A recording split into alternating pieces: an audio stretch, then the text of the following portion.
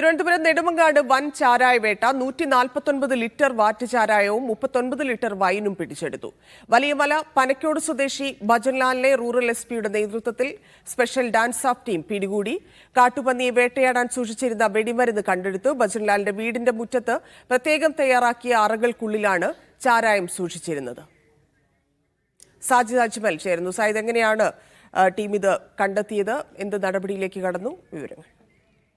ധന്യ, നെടുമങ്ങാട് വലിയമല സ്വദേശിയായ പനക്കൽ ഭജൻലാൽ എന്ന വ്യക്തിയുടെ വീട്ടിൽ നിന്നാണ് ഈ വലിയ തോതിൽ ഈ ലഹരി പദാർത്ഥങ്ങളും അതോടൊപ്പം തന്നെ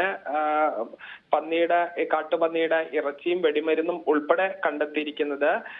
റൂറൽ എസ്പിയുടെ നേതൃത്വത്തിലുള്ള സംഘമാണ് പരിശോധന നടത്തിയത്. രഹസ്യവിവരത്തിന്റെ അടിസ്ഥാനത്തിൽ പരിശോധന നടത്തി. അപ്പോൾ ആണ് ഈ വീട്ട് മുറ്റത്ത് ചീരകൃഷിയുണ്ട്, ഇതിനോട് ചേർന്നാണ് ഒരു കുഴിയെടുത്ത് ഇവിടെ ചാരായം വാറ്റി സൂക്ഷിച്ചിരുന്നത്. 149 ലിറ്റർ വാറ്റ് ചാരായും അതുപോലെ തന്നെ 39 ലിറ്റർ വൈനും ഇത് കൂടാതെ വെടിമരുന്നും കാട്ടുപന്നിയുടെ ഈ മാംസത്തിന്റെ അവശിഷ്ടങ്ങളും കണ്ടെത്തി. ഈ കാട്ടുപന്നിയെ പിടികൂടാനായാണ് വെടിമരുന്ന് സൂക്ഷിച്ചിരുന്നത്.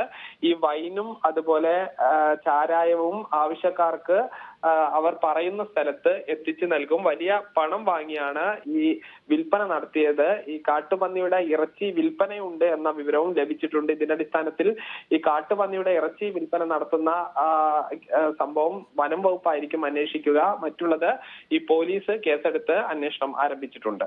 ശരി സാജിദ്.